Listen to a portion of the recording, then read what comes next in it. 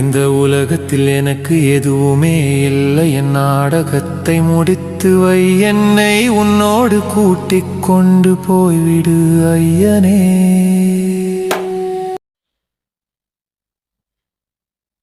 ஓம் நம பரமரிஷிப்யோம் நம பரமரிஷிப்யாம். ஹரி ஓம்.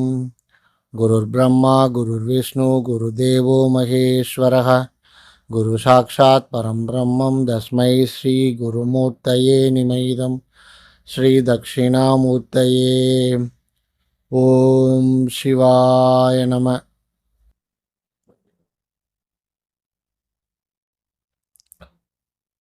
இன்றைய காணொளியில் அநாகத சக்கரம் யோக மார்க்கத்தில் இதோட முழுமையான ஆழ்ந்த விளக்கம்தான் நாம் பார்க்க போகிறோம்.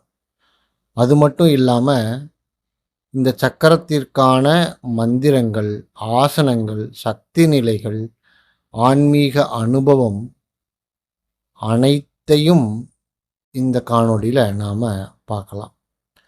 அநாகத சக்கரம் என்பது இதயத்தின் திறப்பு முதல் இறை அன்பு வரை, இதுதான் இதோட ஒரு முக்கியமான நிலை. மனிதனின் வாழ்க்கையில் 2 மையங்கள் மிக மிக முக்கியமானது. ஒன்று தலையில் உள்ள சிந்தனை மையம், இன்னொன்று இருதயத்தில் உள்ள உணர்வு மையம்.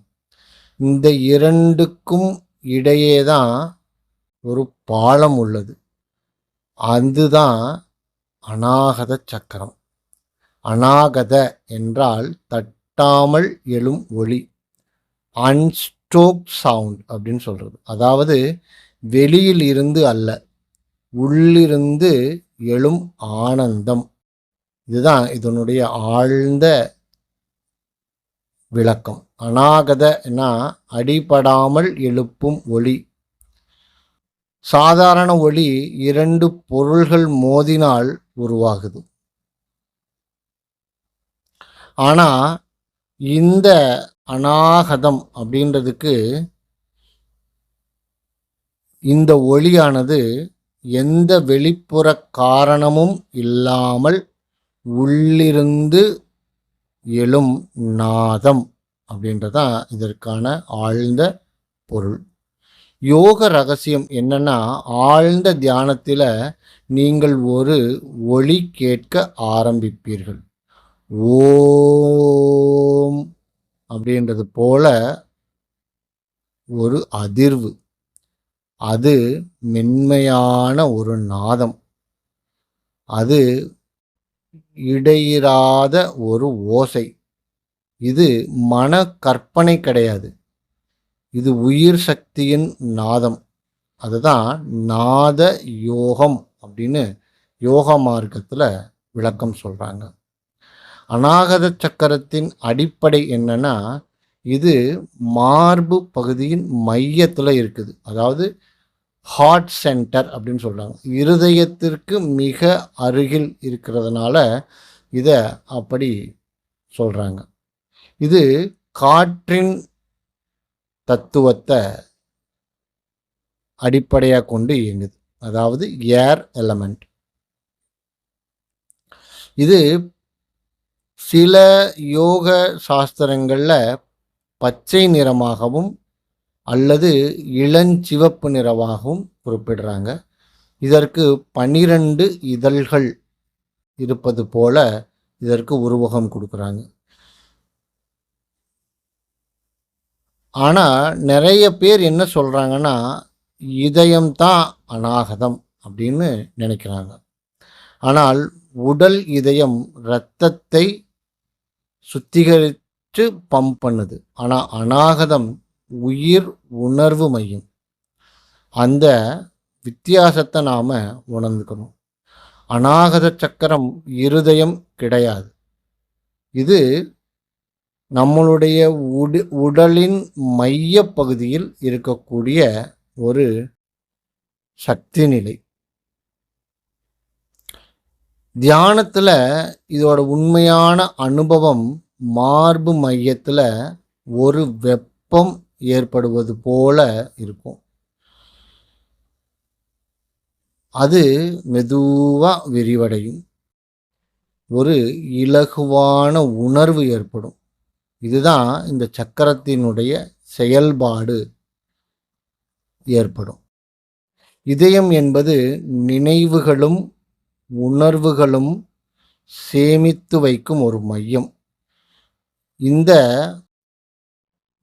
சக்கரத்தின் முக்கிய குணங்கள் என்ன அப்படின்னா அன்பு, கருணை, மன்னிப்பு, ஏற்றுக்கொள்ளுதல். இது சமநிலை தவறியிருந்தால் மனவேதனை, மனம் எப்பொழுதும் ஒரு கவலை நிலையான ஒரு புண்பாட்டிலேயே இருக்கும். பொறாமை குணம் அதிகரிக்கும். அது தனிமை உணர்வு எப்பொழுதும் அவங்கக்கிட்ட இருக்கும். இது எல்லாம் பார்த்தோன்னா இதயம் மூடப்பட்ட நிலையாக இருக்கும். அதாவது மூடப்பட்ட நிலைகள் எப்படி இருக்கும்னா பழைய காயங்கள், மனவேதனை, யாரையும் மன்னிக்க முடியாமை, இவை அநாகதத்தை தடுக்கின்றது.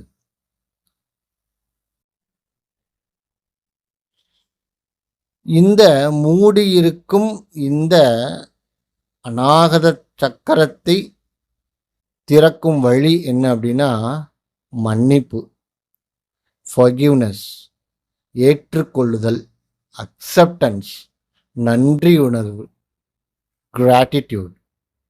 இதுவே உண்மையான சுத்திகரிப்பு. இவைகளை எல்லாம் செஞ்சாலே அநாகத சக்கரம் மீண்டும் செயல்பட ஆரம்பித்துவிடும். யோக மார்க்கத்தில் அநாகத சக்கரத்திற்கு ஒரு முக்கியமான விளக்கம் சொல்லியிருக்காங்க. 7 சக்கரங்களில் அநாகதம் தான் மையப்புள்ளி. அதாவது கீழே மூலாதாரம், சுவாதிஷ்டானம், மணிப்பூரகம், அதை சர்வைவல் அப்படின்னு சொல்கிறாங்க. இந்த அநாகத சக்கரத்திற்கு மேலே விசுத்தி, ஆக்ஞா, சகசிராரம், இதை ஸ்பிரிச்சுவாலிட்டி அப்படின்னு சொல்கிறாங்க. அப்போது இதற்கு இதயமே பாலம். அதுதான் அநாகத சக்கரம் அப்படின்ற மையப்புள்ளியோட முக்கியமான ஒரு நிலை. இந்த 3 முக்கிய நாடிகள் இருக்குது. இதில் இந்த யோக மார்க்கத்தில் குறிப்பிடுறது, அதாவது இடகலை, சந்திர சக்தி அப்படின்னு சொல்கிறோம். பின்கலை, அதாவது சூரிய சக்தின்னு சொல்கிறோம். இதோட சூழ்முனை அப்படின்னு சொல்கிறோம். இது மைய பாதை. இங்கே ஒரு முக்கிய ரகசியம் என்ன அப்படின்னா இடகலையும் பின்கலையும் இந்த அநாகதத்தில் சமநிலை அடைந்தால் அது சூழ்முனை மார்க்கத்தை திறக்கும். அதாவது அதனால்தான் என்ன சொல்கிறாங்கன்னா அநாகதம் என்பது குண்டலினி மேலே எழும் கதவு அப்படின்னு யோக மார்க்க சாஸ்திரத்தில் குறிப்பிடுறாங்க. இங்கே ஒரு முக்கியமான உண்மை என்ன அப்படின்னா கீழ் இருக்கக்கூடிய சக்கரங்கள் நான் என்ற உணர்வு, அந்த அகங்கார நிலை, இந்த உலகில் வாழ்வதற்கு அடிப்படையான உணர்வுகளை கட்டுப்படுத்தும் நிலைகளாக அது செயல்படுது. மேலே இருக்கக்கூடிய 3 சக்கரங்களும் தெய்வ நிலை, அதை கட்டுப்படுத்தும் சக்திகளாக இருக்குது. ஆனால் இந்த அநாகதம் தான் இந்த இரண்டையும் இணைக்கும், அன்பு மூலமாக இணைக்கக்கூடிய ஒரு பாலமாக அமையுது. அதனால தான் அது இருதய சக்கரம், ஹார்ட் சக்கரா அப்படின்னு குறிப்பிடுறாங்க. இங்கே பிராணசக்தியும் அநாகதமும் எப்படி முக்கியத்துவம் அடையுது அப்படின்றத பார்க்கலாம். இருதயத்தில் இயங்கும் முக்கியமான பிராணம். அதாவது பிராணவாயு. இதன் பணிகள் சுவாசம், இதய துடிப்பு, உயிர் சக்தி ஓட்டம். இதுதான் இதனுடைய முக்கிய பணிகள். இப்போ சில பயிற்சிகள் பார்க்கலாம். சுவாசத்தை கவனித்தல். மெதுவா சுவாசிக்கணும். மார்பு விரிவடைகிறத கவனிக்கணும். அடுத்ததா இதய சக்தி விழிக்கும். அதாவது இது அனுலோமா அல்லது மற்றும் விலோமம், அதாவது ஆல்டர்னேட் பிரீத்திங் சொல்கிறாங்க. அதை நம்ம பிராணாயாமம் செய்யும் பொழுது வலதிலிருந்து இடது, இடதிலிருந்து வலது செய்கிறோம் இல்லையா? அப்படி செய்யணும். அப்படி செய்யும் பொழுது நரம்பு சமநிலை பெறும், மன அமைதி ஏற்படும், இருதயம் அதாவது அநாகதம் திறப்பு ஏற்பட ஆரம்பிக்கும். ஏன்னா நம்ம மூச்சை உள்ள இழுத்து நம்ம உணரக்கூடிய இடம் அநாகதமாக தான் இருக்கும்.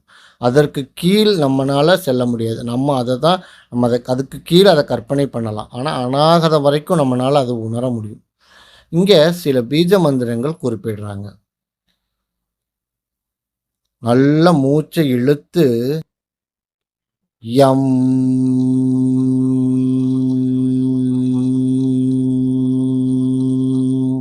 அப்படின்னு யா இம் அப்படின்ற வார்த்தைகளை உச்சரிக்கணும். இதோட ஜப முறை எப்படின்னா, சுவாசிக்கும் பொழுது மூச்சை உள்ளே இழுக்கும்போது அமைதியாக இருந்து மூச்சை வெளியிடும் பொழுது யம் அப்படின்னு உச்சரிக்கணும். இது உச்சரிக்கும் பொழுது அநாகத சக்கரம் இருப்பிடத்தில் அதிர்வுகளை நாம் உணரணும். இதன் விளைவாக உடனடியாக நமக்கு என்ன நடக்கும் அப்படின்னா, மனக்காயங்கள் குணமாக ஆரம்பிக்கும், அன்பு அதிகரிக்க ஆரம்பிக்கும், ஒரு உள்ளார்ந்த அமைதி நமக்குள்ளே ஏற்படும்.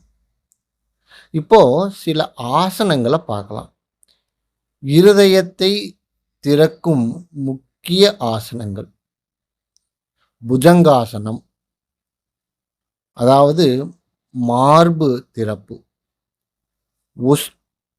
உஷ்ட்ராசனம், ஆழமான இதய திறப்பு.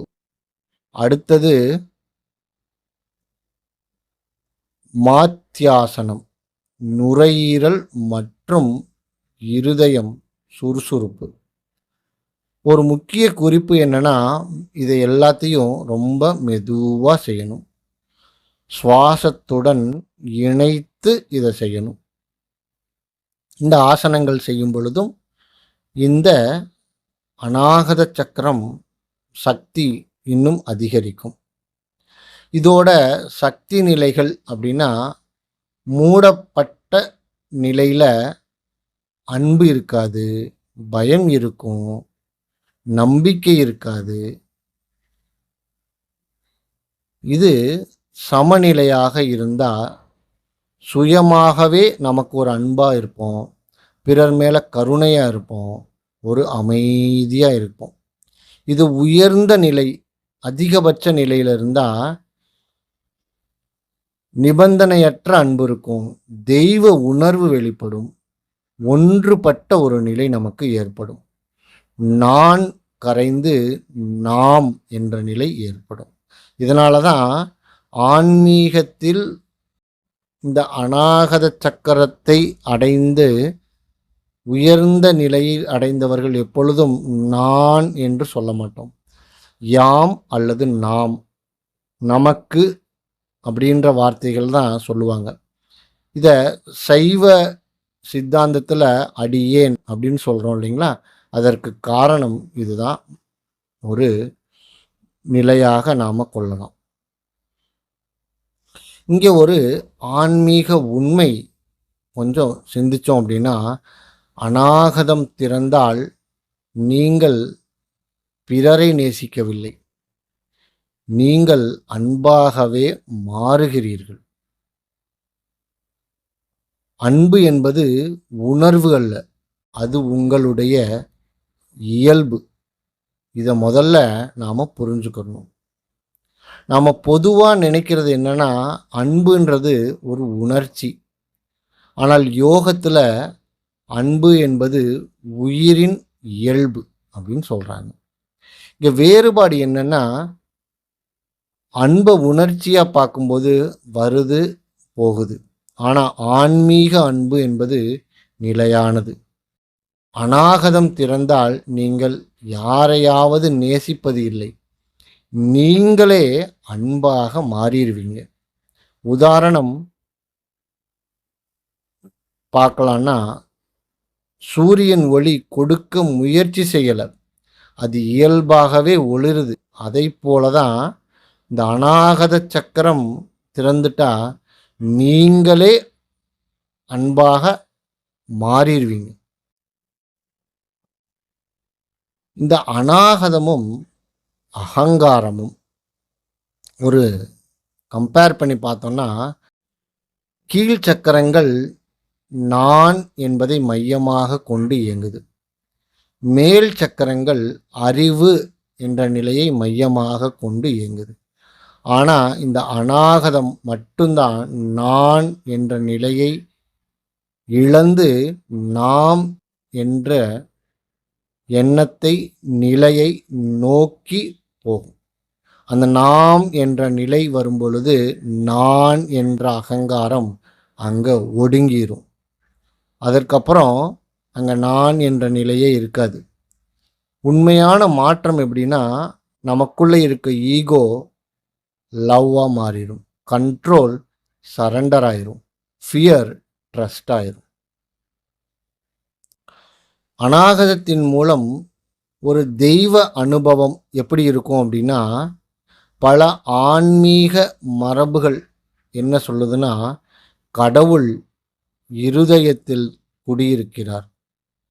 இதை யோக அனுபவமாக பார்த்தோம்னா, இருதயத்தில் ஒரு ஒளி உருவாக ஆரம்பிக்கும். அது விரிவடைந்து எல்லையற்ற ஒரு பரவச உணர்வை ஏற்படுத்தும். இது கற்பனை இல்லை, இது சாட்சியான அனுபவம். அது நாம் ஆழ்ந்து அனுபவிக்கிறவங்களுக்கு தான் அதோட உண்மை நிலை புரிய வரும். இப்போது ஒரு சிறிய தியானம் பண்ணலாம். கண்களை மூடுங்க. உங்களுடைய அநாகத சக்கரத்தின் இருப்பில் கவனம் வைக்க ஆரம்பிங்க. மெதுவாக சுவாசிக்க ஆரம்பிங்க. உள்ளே இழுக்கும் பொழுது உள்ளே போங்க. அப்படியே அங்கே போய் எம் அப்படின்னு சொல்ல ஆரம்பிங்க. ஒவ்வொரு ஜபத்திலும் உங்கள் இருதய கமலம், அநாகத சக்கரத்தின் 12 இதழ்களும் அப்படியே விரிகிறத உணருங்க. இந்த அநாகத சக்கரம் திறப்பதற்கான தியானத்தின் ஆழ நிலைகள் ஆரம்பம் எப்படி இருக்குன்னா, சுவாச கவனம், மெதுவான அமைதி. அது ஒரு மத்திய நிலைக்கு வரும் பொழுது இருதய அதிர்வு ஏற்பட ஆரம்பிக்கும், அன்பு உணர்வு அதிகரிக்க ஆரம்பிக்கும். அதுவே உயர்நிலையாக போகும் பொழுது தனியாக நான் என்ற நிலை மறைந்து ஒரு ஒன்றுபட்ட உணர்வு, அதுதான் நாம் என்ற சமநிலை உணர்வு ஏற்பட ஆரம்பிக்கும். அன்பு, அமைதி, ஒன்றுபட்ட நிலை, இதுதான் நீங்களாகவே மாறிடுவீங்க. இதுதான் அநாகத சக்கரத்தின் உயர்வு நிலை. அநாகத சக்கரம் திறக்கும் பொழுது வாழ்க்கை மாறாது, நீங்களே மாறிடுவீங்க. நீங்கள் உலகத்தை மாற்றவில்லை, உங்கள் பார்வை முற்றிலுமாக மாறிவிடும். அதற்கு முன்னால் பார்த்த நீங்கள் உங்களை நீங்களே தேடினாலும் உங்களுக்கு கிடைக்க மாட்டான். இந்த எல்லா உணர்வும் இணைந்தது, யாரும் தனியாக இல்லை. இந்த பிரிவு என்பதே ஒரு மாயை என்பதை உணர ஆரம்பிப்பீங்க. அநாகதம் என்பது அன்பு மையம். அதோட மந்திரம் யம். ஆசனம் மார்பு திறப்பு. பயிற்சி சுவாசம் மற்றும் தியானம். நாதம் உள்ளார்ந்த ஒளி. நாடி சக்தி பாதை. கர்மா இருதயத்தில் சேமிப்பு. திறப்பு மன்னிப்பு மற்றும் விழிப்பு. நீங்கள் அன்பை தேட வேண்டியதில்லை. நீங்களே அன்பாக மாறிவிடுவீர்கள். அதுக்கப்புறம் உங்களை அடையாளம் கொள்ளணும்னா அன்பா மட்டும்தான் பார்க்க முடியும். அதுக்கப்புறம் அந்த நான் என்ற அகங்காரமே இல்லாமல் போய்விடும். இதுதான் அநாகத சக்கரத்தின் ஆழ்ந்த விளக்கம். ஓம் சிவாய நம.